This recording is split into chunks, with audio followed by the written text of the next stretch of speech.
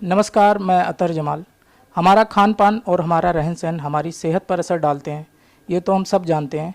लेकिन ये दोनों ही चीज़ें कुछ अंगों पर ज़्यादा असर डालती हैं। उनमें से एक है हमारी किडनी। तो आज इसी सिलसिले में बात करने के लिए हमारे साथ मौजूद हैं doctor Dinesh Kullar, chairman of nephrology department, Max hospital, Saket. बहुत बहुत शुक्रिया। सर, जैसा कि हम जानते हैं वर्ल्ड किडनी डे है, तो इसके बारे में सर हम थोड़ा जानना चाहेंगे कि इसकी शुरुआत कैसे हुई और ये क्यों मनाया जाता है।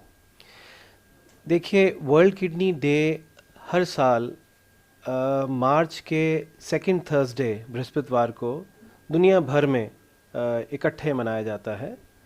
इसका बेसिस ये था कि किडनी की बीमारियों को बढ़ते हुए देखते हुए सब ने ये अपनी कलेक्टिव रिस्पॉन्सिबिलिटी ली कि हम लोग इकट्ठे मिलके इसकी रोकथाम में, इसके बचाव में एकजुट हो जाएं, क्योंकि पिछले कई सालों से, दशकों से ये बीमारी बहुत ज़्यादा एक गंभीर रूप ले रही है और अगर हम अब नहीं जागेंगे तो बहुत लेट हो जाएगा। हमने ये पाया कि आम तौर पे लोगों को ये भी मालूम नहीं था कि गुर्दे क्या काम करते हैं शरीर में। सिर्फ पेशाब बनाना ही इनका काम नहीं है, इनके और भी बड़े काम हैं। और जब हम इनका ख्याल नहीं रखते हैं, कुछ बीमारियों को आमंत्रण देते हैं, जैसे कि शुगर और हाई ब्लड प्रेशर, तो इसकी वजह से किडनीज़ के ख़राब होने के चांस बहुत ज़्यादा हो जाते हैं। तो सब जानते हैं prevention is better than cure. बीमारी होने के बाद तो बहुत लेट हो चुके होते हैं, तो उसको बचाव करना है। इसमें हम सब ने मिल के ये एक प्रण लिया कि जो भी हम अपनी हैसियत के मुताबिक कंट्रीब्यूट कर सकते हैं, एक दूसरे को जागृत करा सकते हैं इस बीमारी के बारे में, वो हमें एक रिस्पॉन्सिबिलिटी समझ के करना चाहिए। हर साल थीम चेंज होता है, इसके अलग अलग पहलू हम हर साल आगे लाते हैं। कभी तो ये है कि फ़लाँ चीज़ अगर ज़्यादा तंग कर रही है, जैसे कि शुगर, तो इसकी रोकथाम की जाए। कई बार है कि मोटापा, कई बारी है आपका लाइफस्टाइल अच्छा नहीं है, उस वजह से गुर्दे की बीमारियां हो रही हैं।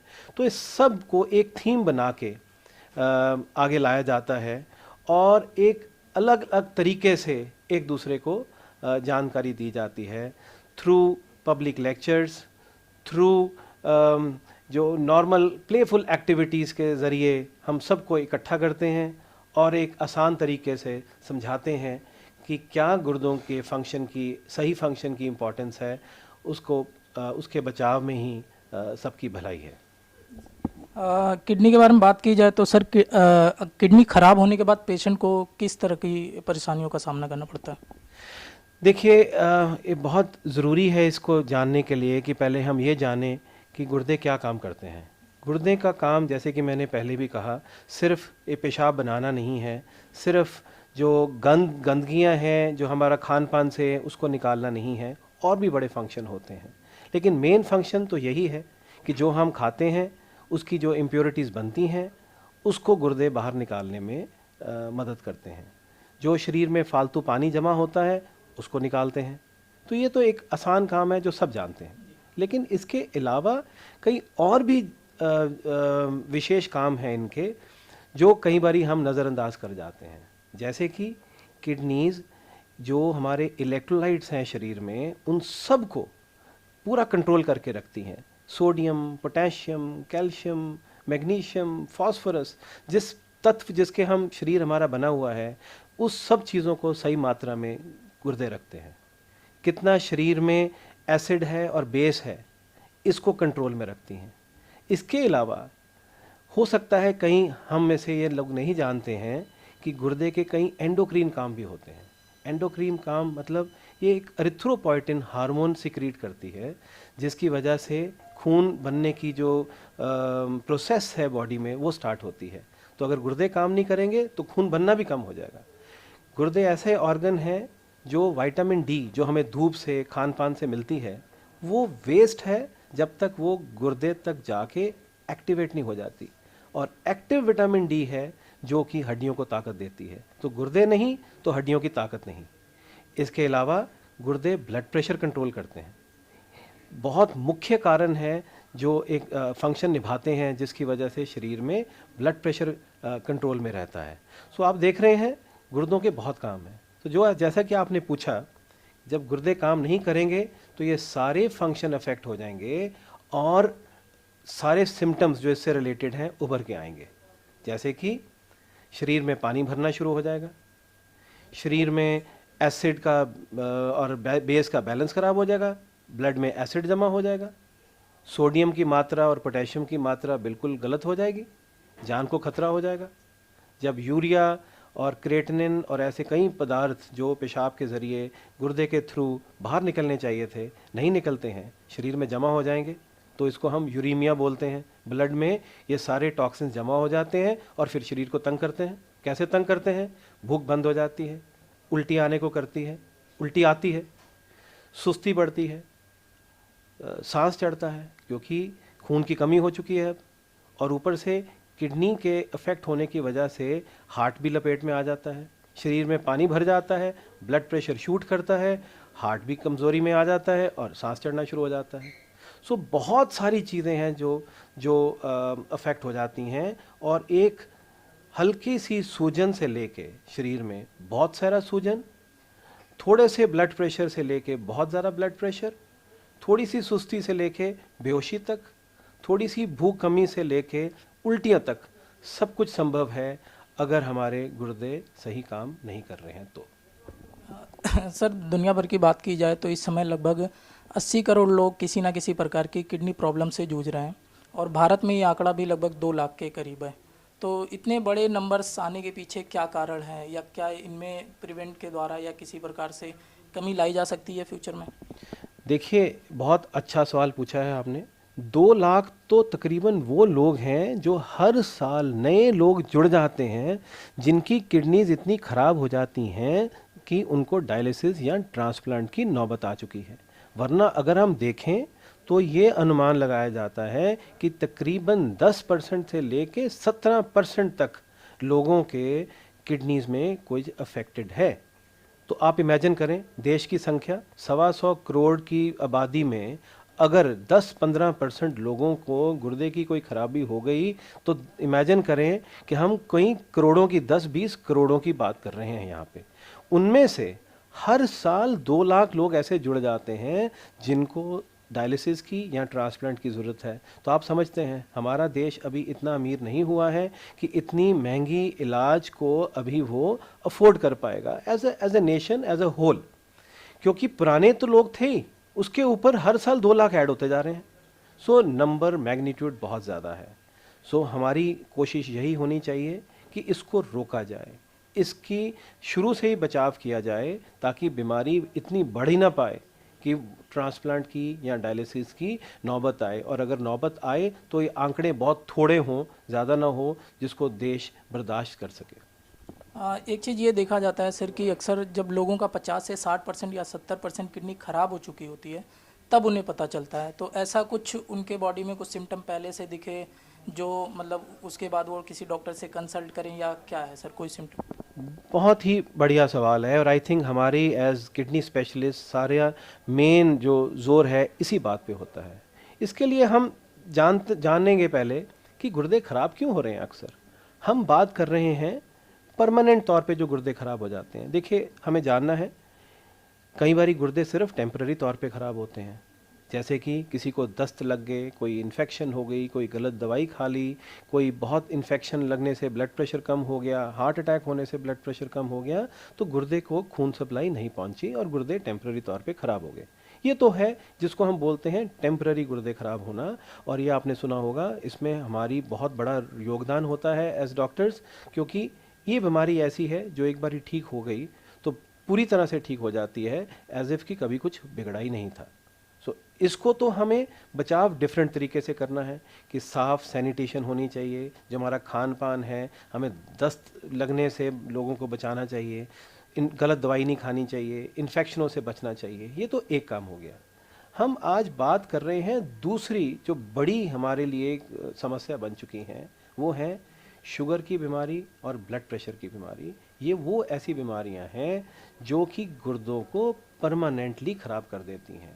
तो आज जो हमारे मेन बात हो रही है, जो हम कह रहे हैं कि हर साल तकरीबन 2 लाख नए लोग जुड़ जाते हैं इस पूल में, जिनको कि डायलिसिस की या ट्रांसप्लांट की ज़रूरत पड़ती है, वो हैं जिनकी शुगर ने या ब्लड प्रेशर ने या पथरी, जो गुर्दे में पथरियाँ बन जाती हैं, या कोई और इन्फेक्शंस की वजह से और ऑटोइम्यून बीमारियों की वजह से गुर्दे परमानेंटली ख़राब हो जाते हैं। हम उनका कैसे आगे रोकथाम करें। तो जो आपने सवाल किया कि बीमारी बहुत लेट पता लगती है, बिल्कुल जायज़ है, क्योंकि जब बीमारी स्टार्ट होती है कोई सिम्टम्स नहीं देती है, जब बहुत ज़्यादा बढ़ चुकी होती है तब हल्के से सिम्टम्स आते हैं। तो मेरा सवाल ये पूछना है कि अगर हमें मालूम है कि शुगर और ब्लड प्रेशर और कुछ अन्य बीमारी गुर्दों को ख़राब करती हैं, तो क्या ये हमारा फ़र्ज़ नहीं बनता है कि जो वो लोग हैं जिनको शुगर हो चुकी है, ब्लड प्रेशर हो चुका है, उनको हम जागरूक करवाएं कि आपकी ये दोनों बीमारियां आपके गुर्दों को आने वाले टाइम पे ख़राब कर सकती हैं, तो अपना ख्याल रखें। तो कोई वजह नहीं है कि ये कल को हमें कहें कि हमने तो अपना ख्याल नहीं रखा, हमने अपने जांच नहीं करवाए, तो हमें पता ही नहीं लगा, या बहुत लेट जाके पता लगा कि हमें बीमारी है। करना क्या चाहिए था? जिस दिन से शुगर हुई उसी दिन से आपको अपने गुर्दे के जांच भी करवानी चाहिए। बहुत आसान टेस्ट होते हैं, एक आसान सा सस्ता सा पेशाब के टेस्ट और एक सस्ते से ब्लड यूरिया या सीरम क्रिएटिनिन के टेस्ट से, ब्लड टेस्ट से, जो हर जगह उपलब्ध हैं, ये जांच करवाई जा सकती है और पता लगाया जा सकता है कि कोई गुर्दे में इन्वॉल्वमेंट नहीं है कि है। और जैसा भी है, हर साल में इन लोगों को अपने टेस्ट दोबारा भी करवाने चाहिए अगर बीमारी नहीं भी है तो, क्योंकि सही टाइम पे पकड़ने का यही एक ठोस तरीका है। सर पहले ऐसा देखा जाता था कि जो किडनी प्रॉब्लम होती थी वो ज़्यादा एज के लोगों में होती थी, 40 से 50 साल या 60 साल में, लेकिन आज के समय में ये 20-22 साल के यंगर जनरेशन को भी ये प्रॉब्लम हो रही है। तो इसके पीछे क्या कारण है? कोई जेनेटिक प्रॉब्लम है या फिर लाइफस्टाइल में आए चेंजेस की वजह से ऐसा हो रहा है? बड़ा वैलिड क्वेश्चन है ये, क्योंकि देखिए दो तरह के लोग हैं। कुछ जिनको शुगर की वजह से गुर्दे खराब हुए हैं, तो आप जानते हैं कि शुगर भी दो तरह की होती है। एक तो टाइप 1 डायबिटिक, जो कि बहुत यंग बच्चों में हो सकती है, जो कि बहुत रेयर है रिलेटिवली, और टाइप 2 जो कि आम है, जो हम सुनते हैं, जो जिसका बहुत लेन देन हमारे गलत खान पान से है, हमारे एबनॉर्मल लाइफस्टाइल से है, जेनेटिक फैक्टर्स भी हैं। सो मोटापा, हमारा सेडेंट्री लाइफस्टाइल, ये जो फास्ट फूड कल्चर है, ये सारी चीज़ें कंट्रीब्यूट करती हैं किसी को डायबिटिक पेशेंट बनाने में। लेकिन इनको भी आप देखिए कुछ समय तो लगेगा। अगर किसी को शुगर 20, 25, 30 साल में होगी, आगे तो लेट होती थी, अब हमारे गलत लाइफस्टाइल की वजह से शुगर जल्दी होने लग गई है, और फिर भी कुछ समय तो लेगी ये गुर्दे को ख़राब करने में। सो ये वो हैं जो लोग 30 साल में, 40 साल में, 50 साल में शुगर और ब्लड प्रेशर के इफ़ेक्ट्स के कारणों से इनका किडनी में ख़राबी हो सकती है। पर जो सवाल आप कह रहे हैं यंग में, वो एक बहुत ख़तरनाक ट्रेंड है जो लाइफस्टाइल से डिपेंडेंट है। ओबेसिटी, मोटापे से भी गुर्दे ख़राब हो सकते हैं। हमारे एबनॉर्मल हैबिट से, स्मोकिंग बहुत ख़राब चीज़ है जो गुर्दों को ख़राब करती है। कोई इस धारणा में ना रहे कि जो स्मोकिंग है सिर्फ फेफड़े का कैंसर करती है या हार्ट को असर करती है, ये गुर्दे को भी ख़राब करती है। जो हम पेन किलर खा लेते हैं उस पे भी बहुत नुकसान होता है गुर्दों का। और एक और बात जिसमें हमें अपने आप को भी जिम्मेदार ठहराना है, जो हम गलत खा पी रहे हैं, सब्जियां, उसके ऊपर इंसेक्टिसाइड, पेस्टिसाइड, ये सब वो चीज़ें हैं जो हम अनजाने में हम कहीं कुछ ख़राब चीज़ें खा रहे हैं, जो शर्तिया गुर्दों को भी अंदर से खराबी कर रही हैं। कुछ इन्फेक्शंस हैं जो ग्लोमेरुलर डिजीज़ कर सकती हैं, जो गुर्दे के फ़िल्टर को ख़राब कर देती हैं, और धीरे धीरे करके गुर्दे की जो बीमारी है बढ़ के कुछ सालों में गुर्दे परमानेंटली ख़राब हो जाते हैं। ये वो यंग लोग हैं जो गुर्दे की बीमारी से, गुर्दों की परमानेंट बीमारी से जल्दी भी ग्रस्त हो सकते हैं।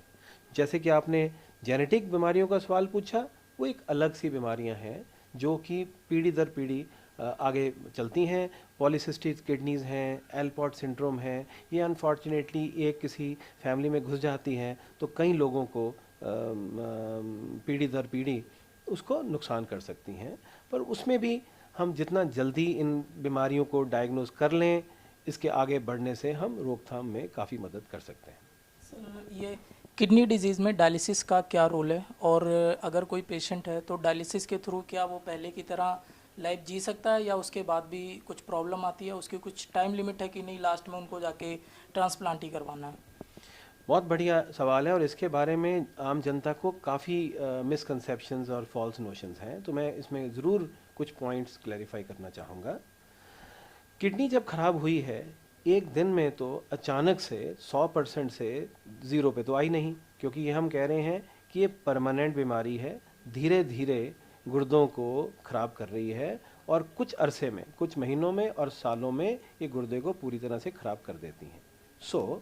अगर आज कोई गुर्दे कुल मिला के 100% काम कर रहे हैं, तो धीरे धीरे 100 से 50 पे, 40 पे, 30 पे, 20 पे और फिर फाइनली 15 से कम पे आ जाते हैं। इसको हम stages of chronic kidney disease बोलते हैं, स्टेज 1, 2, 3, 4 और 5।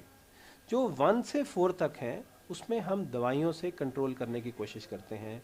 डाइट का बहुत बड़ा रोल है, गलतियां अवॉइड करना, कोई गलत दवाइयां खाना, पेन किलर्स खाना, सोच समझ के कोई भी एंटीबायोटिक लेना, ये वो चीज़ें हैं जो हम अपने पेशेंट्स को प्रॉपरली गाइड करते हैं। लेकिन बाय डेफिनेशन अनफॉर्चुनेटली ये एक बढ़ने वाली बीमारी थी, और जब ये अनफॉर्चुनेटली बढ़ के स्टेज 5 में चली जाती है, वो स्टेज है जब हम पेशेंट्स को गाइड करते हैं कि अब दवाइयों से अकेले काम नहीं चलेगा, दवाइयाँ तो खानी पड़ेंगी, साथ में डायलिसिस या ट्रांसप्लांट की मदद लेनी पड़ेगी। अब डायलिसिस ऐसी चीज़ है जो गुर्दों को ठीक नहीं करता है, डायलिसिस गुर्दों का काम करता है। हमारे पेशेंट्स के गुर्दे काम नहीं कर रहे हैं, हमने उनकी मदद के लिए एक डायलिसिस की सुविधा उपलब्ध करा दी, जिसके चलते जो खून की सफाई अपने गुर्दों को करनी चाहिए थी, अब ये डायलिसिस मशीन करती है। इसको डायलिसिस बोलते हैं, खून की सफाई को डायलिसिस बोलते हैं। और मुझे मालूम है मेजॉरिटी लोगों में धारणा ये है कि डायलिसिस का मतलब है अब अंत आ गया, अब जीवन का अंत आ गया। मैं आज सबको ये एक बहुत स्ट्रॉन्ग मैसेज देना चाहूँगा, अब वो दिन गए। हाँ, हम बात कर रहे हैं गुर्दे की बीमारी को प्रिवेंट करने की, हम ज़रूर जी जान लगा देंगे इनको प्रिवेंट करने का, लेकिन एट द सेम टाइम हमें ये याद रखना है कि अगर अनफॉर्चुनेटली हम प्रिवेंट नहीं कर पाए, गुर्दे की खराबी बढ़ गई और काफ़ी बढ़ गई और डायलिसिस की स्टेज आ भी गई, तो भी हिम्मत हारने का नहीं है। डायलिसिस की क्वालिटी, और मुझे बहुत गर्व है ये बताते हुए कि हमारे देश में भी बहुत ज़्यादा इम्प्रूव कर गई है। वो दिन गए जब डायलिसिस पे लोग सिर्फ 1 या 2 साल सर्वाइव करते थे। आज हम हमेशा उम्मीद रखते हैं कि जिसको डायलिसिस आज शुरू किया, तो कम से कम हमें लगता है कि 15-20 साल से भी ज़्यादा सर्वाइव कर सकता है डायलिसिस के ऊपर। लेकिन डायलिसिस एक ऐसी एक प्रोसेस है जिसके लिए बार बार हॉस्पिटल आना पड़ेगा। अपना घर टूट गया है तो आप एक किराए के घर में रह रहे हो, सो बार बार तो रहना पड़ेगा। It is the way you look at it. Dialysis life normal, almost normal की तरह कर देता है और कई कई साल कर देता है। तो इस धारणा को निकाल देना चाहिए दिमाग से कि ये सिर्फ कुछ महीनों के लिए या एक आधे साल के लिए है। लेकिन चूँकि बंदिशें हैं, बार बार हॉस्पिटल आना पड़ता है, या घर में भी जो डायलिसिस होता है जिसको हम पेरिटोनियल डायलिसिस बोलते हैं, पेट की झिल्ली की मदद लेके हम डायलिसिस करते हैं, वो भी दिन में 2-3 बार 3 बार करना पड़ता है। तो ऐसे में हमारी कोशिश होती है कि जहाँ पे भी एप्लीकेबल हो वहाँ हम ट्रांसप्लांट की सलाह दें, ताकि एक परमानेंट एक इलाज हो जाए और हमेशा के लिए लाइफ ऑलमोस्ट नॉर्मल की तरह हो जाए, जिसको हम किडनी ट्रांसप्लांट बोलते हैं। ये ट्रांसप्लांट के लिए सर डोनर और पेशेंट का ब्लड ग्रुप सेम होना ज़रूरी है, या फिर कोई अदर ब्लड ग्रुप वाला भी पेशेंट को डोनेट कर सकता है सर? अगर ये सवाल आप मेरे से कुछ साल पहले पूछते अपने देश में, तो हम ये कहते हैं कि हाँ भाई, ग्रुप तो मिलना चाहिए। लेकिन अब मेडिकल साइंस ने इतनी तरक्की कर ली है कि हम सेम ग्रुप का तो हम ट्रांसप्लांट करते ही रहे हैं इतने सालों से। अब हम पिछले कुछ सालों से बड़े successfully across the blood group भी ट्रांसप्लांट करने शुरू कर दिए हैं with almost same success rate. क्या करते हैं, जो ब्लड ग्रुप ए वाला है उसको आप लोग जानते हैं, ए वाले को ए ही किडनी दे सकता है, या ओ तो सबको दे सकता है।